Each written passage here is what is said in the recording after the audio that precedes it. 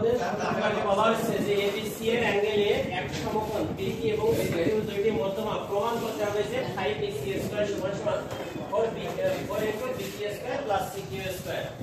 আমাদের যেভাবে এখানে প্রশ্ন বলা হচ্ছে বা সাধারণ নির্বাচন বলা হচ্ছে সেভাবে আমাদের একটা চিত্র করতে হবে।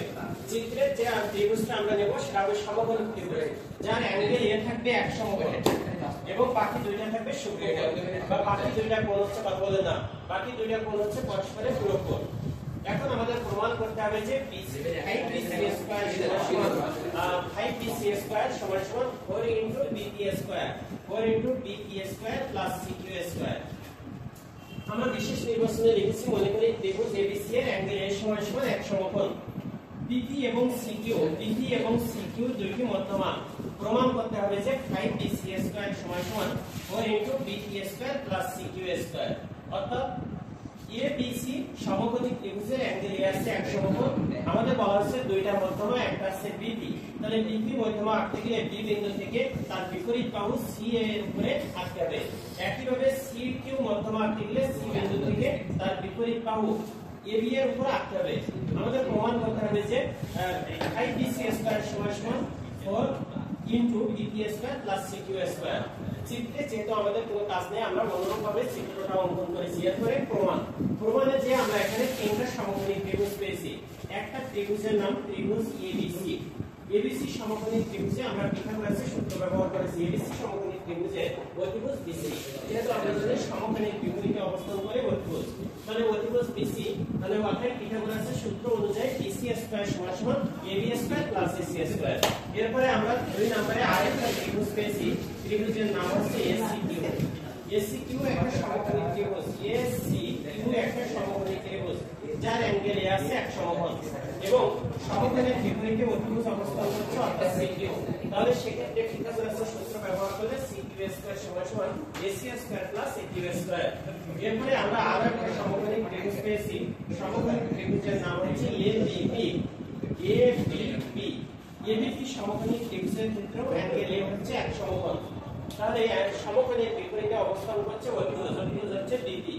অতএব পিথাগোরাসের সূত্র অনুসারে bp² সমান ab² + ac²। এরপরে আমাদের যে রাইট হ্যান্ড সাইড যেটা দেওয়া ছিল, যে আমাদের প্রমাণ করতে হবে 5bc² সমান 4 bp² + cq²। আমরা রাইট হ্যান্ড সাইডটা লিখেছি, এই লাইন থেকে এই লাইনে পরিবর্তন 4 bp² এর মান বসিয়েছি, এখান থেকে bp² এর মান আছে ab² + ac²।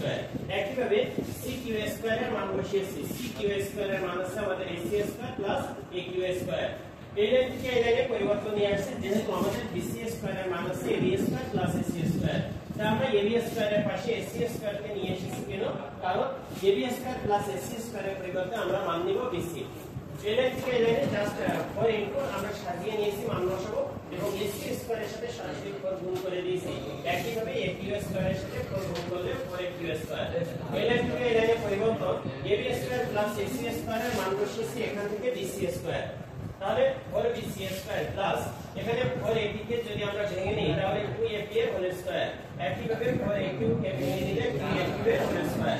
এই লাইন থেকে এই লাইনে পরিবর্তন 4bc² আছে, এখানে 2ab অর্থাৎ ab যেহেতু এরপরে এসি বাহুর উপরে বিপি যখন মধ্যমা হয়েছে তখন এই বাহুটা দুই ভাগে বিভক্ত হয়ে গেছে, এবি এবং সিপি পরস্পর সমান।